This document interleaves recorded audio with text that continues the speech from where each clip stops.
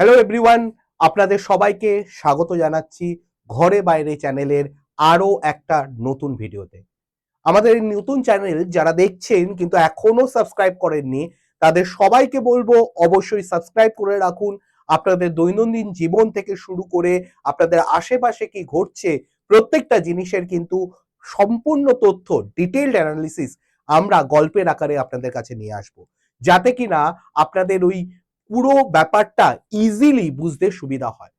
যেমন আজকের টপিকটা, আজকে আমরা মনে হলো যে আপনারা সবাই দেখতে পাচ্ছেন যে চারিপাশে তেলের একটা সংকট, এবং তেলের সংকট যতটা না আমাদেরকে চিন্তিত করছে, তার থেকে আমাদের গৃহস্থলিতে সবচেয়ে বেশি চিন্তার কারণ হয়ে দাঁড়াচ্ছে গ্যাসের যোগান। এমন কিছু কারণ আসছে যার জন্য মনে হচ্ছে গ্যাসের যোগানটাই হয়তো বন্ধ হয়ে যেতে পারে, এবং তার কারণেই হয়তো ট্রাম্প এমন কিছু পদক্ষেপ নিচ্ছেন যাতে মনে হচ্ছে যে তিনি হয়তো এবার যুদ্ধটাকে বন্ধ করে শান্তির দিকে এগোনো চেষ্টা করছেন। কি এমন ঘটেছে, কি জন্য মনে হচ্ছে যে এই তেলের সঙ্গে সঙ্গে গ্যাসের যোগান সম্পূর্ণ বন্ধ হয়ে যেতে পারে? কি জন্য মনে হচ্ছে যে ট্রাম্প নিজে ভয় পেয়ে গেছেন হয়তো, যার জন্য শান্তির দিকে এগোতে চাইছেন? পুরো ব্যাপারটা আপনাদের সামনে তুলে ধরবো। সবার প্রথমে এই মুহূর্তের সবচেয়ে বড় যে আপডেটটা সেটা বুঝতে হবে, কাতারের যে গ্যাস পরিষেবা তার সাময়িকভাবে কিছুটা অংশ আগামী 5 বছরের জন্য মারাত্মকভাবে ক্ষতিগ্রস্ত হয়েছে। কিভাবে ক্ষতিগ্রস্ত হয়েছে, কি হয়েছে, সেই ব্যাপারটাও আমি আস্তে আস্তে আসছি। এবং এর ফলে এরপরে ট্রাম্পের যে যুদ্ধ থামানোর বা তার সঙ্গে ইরানের নিউক্লিয়ার সাইটে বোম্বিং করার ব্যাপারটা কিভাবে যুক্ত, সেই ব্যাপারটাও আপনাদের সামনে তুলে ধরার চেষ্টা করব। আমি পলাশ। আজকে আমাদের আলোচনার বিষয়বস্তু থাকবে এটাই। তো আস্তে আস্তে পুরো মেইন ব্যাপারটার দিকে ঢোকা যাক। আস্তে আস্তে কাতার কেন এত ইম্পর্টেন্ট একটা জায়গা অধিগ্রহণ করে আছে, কেন কাতার নিয়ে আমরা কনসার্ন হচ্ছি? যুদ্ধ তো কাতারে হচ্ছে না, যুদ্ধ হচ্ছে ইসরায়েল আমেরিকার সাথে, অপর পক্ষে রয়েছে ইরান। তাহলে কেন আমরা কাতার নিয়ে এত ভাবছি, কাতারকে নিয়ে এত কেন আলোচনার মধ্যে আসছে বারবার? তার একটা বড় কারণ হচ্ছে এই ব্যাপারটা যে ভারতের যে প্রাকৃতিক গ্যাস আসে তার প্রায় 85%, 85%, ইয়েস, মানে আপনি ধরুন ভাবেন যে 100 ভাগ গ্যাস আসছে, তার মধ্যে 85 ভাগ কাতার থেকে আসে। সেই কাতারের 85 ভাগ গ্যাসের কন্ট্রোল কিন্তু মানে কাতারের হাতে থাকে। ভারতে যেই 85 ভাগ গ্যাসগুলো আসছে, গ্যাস মানে আমি অবশ্যই এলপিজি গ্যাসের কথা বলছি। এবার সমস্যাটা কোথায় হয়েছে? শুধু ভারতে আসে না, ভারতে যখন আসে আপনাদের বুঝতে খুব একটা অসুবিধা হয়তো হচ্ছে না, আমাদের এশিয়ার বাকি দেশগুলো যেরকম শ্রীলঙ্কা হতে পারে, পাকিস্তান হতে পারে, আফগানিস্তান হতে পারে, আফগানিস্তান বা ওইদিকে যদি আপনি ভাবেন নেপাল ভুটানের কথা, যদি ভাবেন বাংলাদেশের কথা ভাবেন, এইরকম দেশগুলোতেও কিন্তু একইভাবে এখান থেকেই সাপ্লাই আসছে। বুঝতে আশা করি খুব একটা কষ্ট হচ্ছে না যে এখান থেকেই সেই সাপ্লাইটা আসছে। শুধু এশিয়া কেন, ইউরোপের বহু জায়গাতেও কিন্তু কাতার থেকেই সাপ্লাইটা হয়। এবার তাহলে কি স্যার আপনি বলতে চাইছেন যে ভারতটা ইস্যু নয়, ইস্যু এশিয়া বা ইউরোপের বাকি দেশগুলো? আমি একবার সেটা বলছি না। যদি ব্যাপারটা বোঝা যায় যে গন্ডগোলটা কোথায় হয়েছে, যেটা হয়েছে যে বোম্বিং যখন হয়েছে, যেটা হয়তো আপনারা সবাই শুনেছেন, যে ব্যাপারটা এটা হয়েছে যে কাউন্টার অ্যাটাক যখন ইরান করছে বিভিন্ন আমাদের সাউথ ইস্টের বিভিন্ন দেশগুলোতে, সাউথ ইস্ট এশিয়ার বিভিন্ন দেশগুলোতে, তখন কিন্তু সেই অ্যাটাকের মধ্যে কাতারেও অ্যাটাক হয়েছে, এবং কাতারের অয়েল রিফাইনারি এবং গ্যাস প্রডিউসিং যে জায়গাটা, সেই জায়গাটাই মেইন অ্যাটাকটা হয়েছে। এতে কি সমস্যা হচ্ছে? এতে যে ক্যাপাসিটি ছিল, টোটাল ক্যাপাসিটির আমি কথা বলছি না, কিন্তু টোটাল যদি আপনি ভাবেন যে এখান থেকে 100 মেট্রিক টন যদি গ্যাস ধরে নিন যে উৎপাদন হতো, তার মধ্যে 17 মেট্রিক টন গ্যাস উৎপাদন বন্ধ হয়ে যাবে, এবং সেটা 1-2 দিন বা 1-2 মাস বা 1-2 বছরের জন্য নয়, টানা 5 বছরের জন্য। এবং এটা আমরা বলছি না, এটা বলছে কিন্তু কাতারের সরকারের তরফ থেকে। তার মানে আগামী 5 বছরের জন্য যেই 100 মেট্রিক টন যদি পুরোটার প্রোডাকশন ক্যাপাসিটি থাকতো তার মধ্যে 17 মেট্রিক টন প্রোডাকশন হবে না। শুনে মনে হচ্ছে হয়তো অসুবিধা কোথায়, 100-র মধ্যে 17 হবে না, বাকি 83 তো হবে। ঠিক আছে, আপনার কথাটা আমরা মেনে নিলাম, কিন্তু তার সঙ্গে সঙ্গে এইটাও ভাবুন, যেই 17 মেট্রিক টনের সাপ্লাই হ্যাম্পার হচ্ছে, সেই হ্যাম্পারের জন্য তো ভারতও ভুগবে। এই নয় যে 17 মেট্রিক টন অন্য কোনো দেশে সাপ্লাই না করে ভারতের যেই ঘাটতি আছে সেটাকে মেকআপ করে দেবে। ঘাটতির ভাগিদার সবাইকে হতে হবে, এশিয়ার প্রত্যেকটা দেশকে, ইউরোপের প্রত্যেকটা দেশকে এই ঘাটতির ভাগিদার হতে হবে। তার মানে আমাদেরও সাপ্লাই কমবে। শুনে খুব অল্প মনে হলো, এমন একটা দেশ আমরা যেখানে 85% এমন কাতার থেকে আসে, তাহলে তার 17% হ্যাম্পার হওয়া মানে অঙ্কের হিসাব করে বোঝা যায় যে একটা ভালো অঙ্কের কিন্তু আমাদের সাপ্লাই কমবে। অ্যারাউন্ড আমরা ধরে নিতে পারি যে আমাদের কিন্তু যেই সাপ্লাই হতো তার 10-15% কিন্তু আমাদের সাপ্লাই কমে যাবে, মিনিমাম 15%-এর কাছাকাছি কিন্তু সাপ্লাই কমবে। তাহলে এইটা কিন্তু একটা অশনি সংকেত। এবার এই ব্যাপারটাকে যদি আমি আরেকটু জিওপলিটিক্যাল ভাবে আলোচনায় যেতে চাই, অ্যাকচুয়ালি ডোনাল্ড ট্রাম্প কিছুদিন আগেই, কয়েকদিন আগেই, 2-3 দিন আগে একটা পোস্ট করেছিলেন তার টুইটার বা এক্স হ্যান্ডেলে, যেই পোস্টটার আমি যদি সারমর্ম বের করার চেষ্টা করি তাহলে কি দাঁড়াচ্ছে সেটা বোঝার দরকার। সেইখান থেকে ট্রাম্প বলেছেন যে আমরা যে অ্যাটাকটা করছি সেই অ্যাটাকের কিছু পার্টিকুলার পারপাস আছে। 1 নাম্বার হচ্ছে ইরানের মিসাইলের যে ক্ষমতা সেটাকে ধ্বংস করা, কারণ মিসাইল যেখানে স্টোর বা যে ব্যাপারটা আছে ওদের স্টোর ওয়্যারহাউস বা স্টোর হাউস, সেই জায়গাটা অ্যাটাক হয়েছে। দ্বিতীয় হচ্ছে ডিফেন্স ইন্ডাস্ট্রিটাকে শেষ করে দেওয়া। বারবার যেখানে যেখানে এদের অস্ত্রাগারগুলো রয়েছে, আর্মস অ্যান্ড অ্যামুলেশন গুলো যেখানে রয়েছে, আর্সেলান যেখানে রয়েছে, সেই পার্টগুলোতে অ্যাটাক হচ্ছে, অস্ত্রাগারগুলোতে অ্যাটাক হচ্ছে, প্লেন বা যেগুলো ডিফেন্স সিস্টেমের জিনিসপত্র রাখা হচ্ছে, ফাইটার জেট থেকে শুরু করে এভরিথিং, সেই জায়গাগুলোতে অ্যাটাক হচ্ছে, যাতে তাদের যুদ্ধের করার যে মেরুদণ্ডটা সেটাকে সম্পূর্ণ ভেঙে দেওয়া যায়, অকেজো করে দেওয়া যায়, যাতে তারা আর ঘুরে দাঁড়াতে না পারে, আর অ্যাটাকের মনোভাব তারা আগামী কয়েকশো বছরও যাতে না নিতে পারে। তৃতীয় হচ্ছে নেভি এবং এয়ারফোর্স সম্পূর্ণ নির্মূল করে দেওয়া, এবং সেটা বললাম যে সেই জায়গাগুলোতে অ্যাটাক হচ্ছে।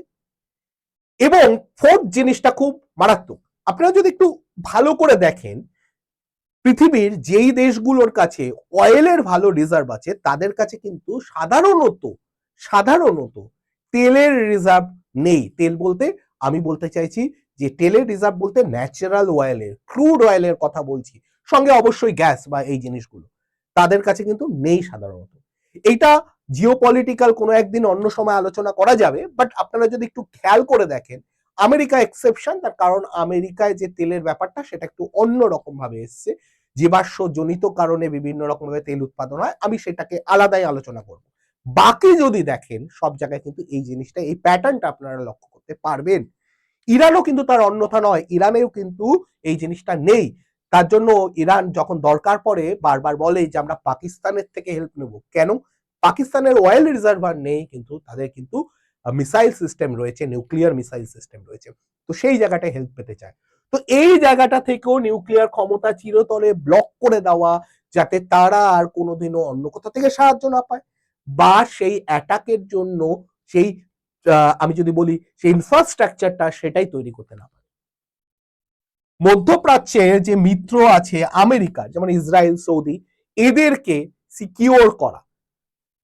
সিকিওর করা মানে আমেরিকা পর্যন্ত অ্যাটাক হতে গেলে এদের হয়ে যেতে হবে, সেই জায়গাটা কিন্তু আমেরিকার একটা বলতে পারা যায় যে একটা শিল্ড তৈরি হয়ে যাচ্ছে, সেই ব্যাপারটাকে শুরু করতে। ট্রাম্প এই 5টা ব্যাপারকে বারবার জোর দিয়েছে তার যে পোস্টটা ছিল, যে যে পোস্টটা ছিল, টুইটারের পোস্টটা ছিল বা এক্স হ্যান্ডেলের যে পোস্টটা ছিল, সেখানে এই জিনিসটা বলেছেন, এই জিনিসগুলো বা এই জিনিসগুলো মিন করতে চেয়েছেন। তার মানে আমেরিকা কিন্তু ব্যাপারটাকে এমন একটা জায়গায় এনে শেষ করতে চাইছে যাতে কিনা ইরান আর ফার্দার ব্যাপারটাকে নিয়ে কোনো রকম ভাবে নাড়াচড়া করতে না পারে। কিন্তু আমরা ভাবি একরকম, হয় আর একরকম, একভাবে প্রেডিক্ট করছি একটা জিনিস হচ্ছে, ট্রাম্পও একরকম ভাবছেন, হচ্ছে আর একরকম ব্যাপার। কি হয়েছে ব্যাপারটা সেটা বোঝা যায়। যুদ্ধ বন্ধের তো একটা ইঙ্গিত পাওয়া যাচ্ছে যে আমরা যেই জিনিসটা করতে চেয়েছিলাম, ট্রাম্পের বক্তব্য অনেকটা এরকম ছিল, সেই জিনিসটা আমরা অনেকটাই করতে পেরেছি, তাদের মেরুদণ্ডটা ভেঙে দিতে পেরেছি। কিন্তু তারপরেও অবশ্যই বলা যায় যে নাটানজ যে ইরানের যে নিউক্লিয়ার সাইট আছে সেখানে আমেরিকা ইসরায়েল মিলিয়ে বম্বিং করেছে এবং তাদেরকে ওই মেরুদণ্ড যে ভেঙে দেওয়ার ব্যাপারটা সেটা চেষ্টা করেছে।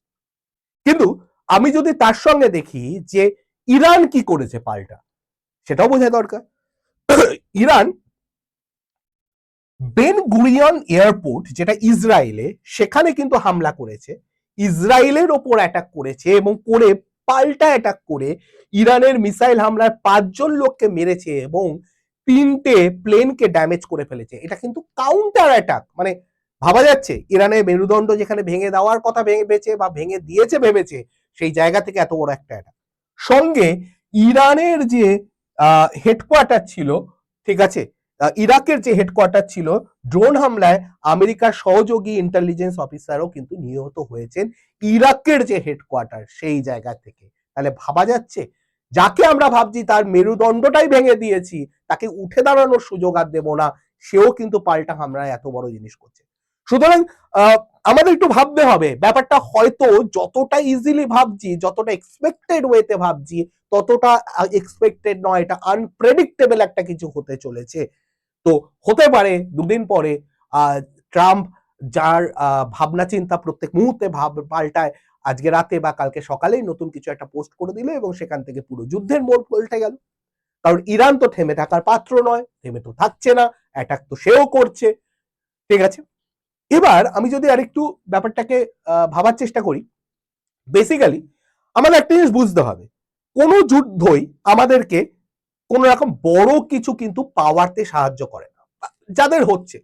আমি যদি দেখি দ্বিতীয় বিশ্বযুদ্ধ, প্রথম বিশ্বযুদ্ধ, সেখানে জার্মানির কথা দেখছি, আমেরিকার কথা দেখছি, ইংল্যান্ডের কথা দেখছি, যারা জিতছে যারা হারছে।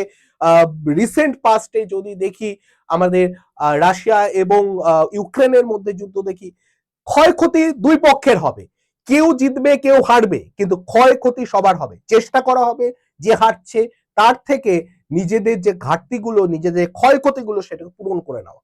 কিন্তু আলটিমেটলি তো ক্ষয়ক্ষতি হচ্ছে, দুটো দেশেরই ক্ষয় হচ্ছে, টোটালের কিছু ক্ষয়ক্ষতি হচ্ছে। তাহলে ব্যাপারটা কি হচ্ছে, কিছু লোক মারা যাচ্ছে, কিছু আর্মি অফিসার মারা যাচ্ছে, কিছু ডিফেন্স ক্ষতিগ্রস্ত হচ্ছে, টাকা পয়সার ক্ষতিগ্রস্ত হচ্ছে এবং ওভারঅল এই জিনিসটার জন্য সাধারণ মানুষজন প্রচন্ড পরিমাণে ক্ষতিগ্রস্ত হচ্ছে। তো তার জন্য আমাদের কিন্তু মেন্টালি প্রিপেয়ার হতে হবে। তো ভারত যেটা ভেবেছে যে ভারত, আমি ভাই না তোমার না তোমার, মানে না ইরানের না ইসরায়েল বা আমাদের আমেরিকার, ভারত একটা খুব নিউট্রাল পজিশন নিয়েছে। একটু পরে আসছি সেই ব্যাপারটা কেন নিয়েছে বা কি লাভ হচ্ছে ভারতের এবং কি বা স্টেপ নিয়েছে। দেখো বর্তমানে যদি আমি দেখি যে যুদ্ধ যদি ইউএস ইসরায়েল জয় হয়, ইরানের জয় হয়, আলটিমেটলি কিন্তু ক্ষয়ক্ষতি হবে। তো ভারত কি করছে, ভারত সাপোর্ট করছে, কিভাবে সাপোর্ট করছে, হিউম্যানিটেরিয়ান গ্রাউন্ড থেকে সাপোর্ট করছে, মানবতার জায়গা থেকে সাপোর্ট করছে ইরানের ক্ষয়ক্ষতিকে, অ্যাকনলেজ করছে আমেরিকা যে ক্ষয়ক্ষতির কথা বলছে সেটাকে, কাউকে চটাচ্ছে না। উনি ওই যে ভদ্রলোক বসে আছেন পিএম এর সিটে, উনি জানেন চটিয়ে কাজ হবে না কাউকে।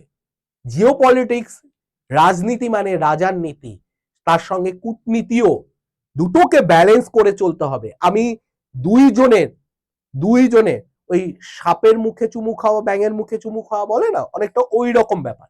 আমি দুইজনের মুখেই চুমু খেয়ে চলবো, দুইজনকেই ব্যালেন্স করে চলবো।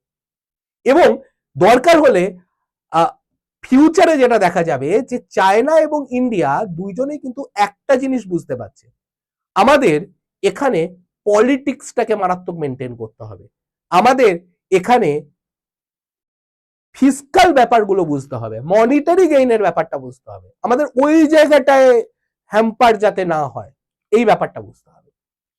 ওকে, দেখো মোদিজি কি করেছেন বা কিভাবে ব্যাপারটা হ্যান্ডেল হচ্ছে, আমেরিকা একটা স্যাংশন লাগিয়েছিল, যে স্যাংশনটায় বলা হয়েছে যে ইরানের যে তেল আছে সেটা কোনোভাবে কেউ নিতে পারবে না, বহুদিন ধরে এই স্যাংশনটা, যেহেতু যুদ্ধটা শুরু হয়েছিল সেই ব্যাপারে। কিন্তু বর্তমানে বলা হয়েছে যে না, একটা তেলের ক্রাইসিস চলছে, সবাই রিয়েলাইজ করতে পারছে। আমেরিকাও এই নয় যে সবাইকে সাপ্লাই দিয়ে দেবে সব দেশকে, তার মিত্র দেশ হোক শত্রু দেশ হোক, আমি শুধু মিত্র দেশ কনসিডার করলে তাকেও দিতে পারছে না। বলছে ঠিক আছে, যেমন কিছুদিন আগে শোনা যাচ্ছিল যে রাশিয়ার উপরে স্যাংশন লাগিয়েছিল আমেরিকা, যে ভারত রাশিয়া থেকে তেল নিতে পারবে না, তো সেই জায়গা থেকে একটা রিলিজ দিয়েছে এবং ইরানের থেকেও নেওয়া যাবে। যেই মুহূর্তে এই ঘটনা ঘটেছে, হরমুজ প্রণালীতে শোনা গেছিল, আপনারা তো জানেন যে বহুদিন ধরে অনেকগুলো অয়েল ট্যাঙ্কার আটকে ছিল। ভারতের একটা ট্যাঙ্কার কিন্তু খুব সাংঘাতিক ভাবে, এই নিয়ে আমি দরকার হলে আরেকটা ভিডিও করব, যে আমরা তো মানে এই জিনিসগুলো অনেকে জানি না যে কিভাবে একটা ট্যাঙ্কার ভারত পর্যন্ত পৌঁছে গেছিল, এর মধ্যেও ট্র্যাকিং সিস্টেমটাকে ইগনোর করে, বন্ধ করে। তো যাই হোক, সেই ব্যাপারেও আমি দরকার হলে একটা ভিডিও বানাবো, খুব সাংঘাতিক একটা থ্রিলড স্টোরি সেটাও একটা, ঠিক আছে। তো সেই রকম ভাবে পিএম মোদি কিন্তু দুটো অয়েল ট্যাঙ্কার, ভারতের দুটো অয়েল ট্যাঙ্কার কিন্তু সেফ প্যাসেজ দিয়ে পাস করিয়ে দিয়েছেন এবং সেইটা ভারতে পৌঁছাতে চলেছে, যার মাধ্যমে কিন্তু অনেকটা তেলের ক্রাইসিস কমবে। যতই তেলের ক্রাইসিস কমুক না কেন, একটা ব্যাপার আমাদের মাথায় রাখতে হবে, ওভারনাইট ব্যাপারটা, সিচুয়েশনটা কিন্তু ঠিক হয়ে যাবে না, সময় লাগবে। আমাদের হঠাৎ করে পুরো ব্যাপারটা মিটে যাবে না। গ্যাসের ক্রাইসিস থাকবে, তেলের ক্রাইসিস থাকবে, গ্যাসের ক্রাইসিস তো বললামই, তেলের ক্রাইসিস থাকবে। এর জন্য আমাদের ইন্ডাকশন কুকারের দিকে অনেকেই শিফট হয়ে গেছে, সেটাকে আরো ওই জায়গাটা মাথায় রাখতে হবে। এবং এটা আজকের জন্য আমি বলছি না, এটা ফিউচারের জন্য সাস্টেইনেবল সলিউশন। ইলেকট্রিক সাপ্লাইয়ের, যদি আপনাদের সব জায়গায় তেলের প্রয়োজন, ইলেকট্রিক সাপ্লাইয়ের বদলে রিনিউয়েবল এনার্জিকে ব্যবহার করার কথা ভাবতে হবে। আর যদি ইলেকট্রিক ব্যবহার করতে হয় তাহলে ইন্ডাকশন ব্যবহার করতে হবে, মাইক্রো ওভেন ব্যবহার করতে হবে, যেই জিনিসগুলোতে কম ইলেকট্রিসিটিতে রান্না হয়, কম খরচে রান্না হয়, কম এফোর্টে রান্না হয়, তেলের ব্যবহার হচ্ছে না, গ্যাসের ব্যবহার হচ্ছে না, সেই জায়গাগুলোতে আমাদের কিন্তু বারবার জোর দিতে হবে। আমরা যদি দেখি না, মানে ব্যাপারটা কি হচ্ছে, এপ্রিল বা মে মাসে যদি দেখা যায় বিয়ের উপহারে এখন শুধু ইন্ডাকশন কুকারই আসছে, বিক্রির দিক থেকে যদি দেখা যায় প্রায় 200% ইনক্রিজ করেছে ইন্ডাকশন কুকার। তার মানে বুঝতে পারছেন যে বুদ্ধিমানের মতো ডিসিশন কিন্তু সবাই নিচ্ছে। আপনি যদি এখনো না নিয়ে থাকেন, তাহলে আপনি নিজেও এই ডিসিশনটা নিন এবং বুঝুন কেন বলা হচ্ছে। বুদ্ধিমান হওয়ার জন্য কোনো লজিকের আলাদা করে দরকার হবে না, আপনি শুধু এইটুকু লজিক ভাবুন। এতে আপনাকে কেউ গরিব বড় লোকের তকমা দেবে না। সিচুয়েশন যেভাবে, আমাদের সেভাবে অ্যাক্ট করতে হবে, এটা বুঝতে হবে, এটাই সবচেয়ে বড় কারণ। যাই হোক, আজকের ভিডিওটাকে আর দীর্ঘায়িত করছি না। আশা করি আমি যে ইনফরমেশনটা দিলাম, শেয়ার করলাম, আপনাদের ভালো লেগেছে। যদি ভালো লেগে থাকে আর এরকম যদি আরো ভিডিও পেতে চান, অবশ্যই আমাদের চ্যানেলটাকে সাবস্ক্রাইব করুন এবং আমাদের পাশে থাকুন, নতুন চ্যানেলটাকে গ্রো করতে সাহায্য করুন। এবং আপনাদের আশীর্বাদ পেলে আমরা খুব তাড়াতাড়ি এইরকম প্রচুর ভিডিও নিয়ে আসবো আপনাদের সঙ্গে। প্রত্যেক দিন আমরা সন্ধে রাত 9টার সময় আপনাদের কাছে ভিডিও নিয়ে আসছি এবং আনতেই থাকবো, নন স্টপ আনতে থাকবো সোম থেকে শনিবার। আজকের ভিডিওটা এই পর্যন্তই রাখছি। ভালো থাকবেন, সুস্থ থাকবেন, দেখা হবে নতুন কোনো ভিডিওতে। নমস্কার।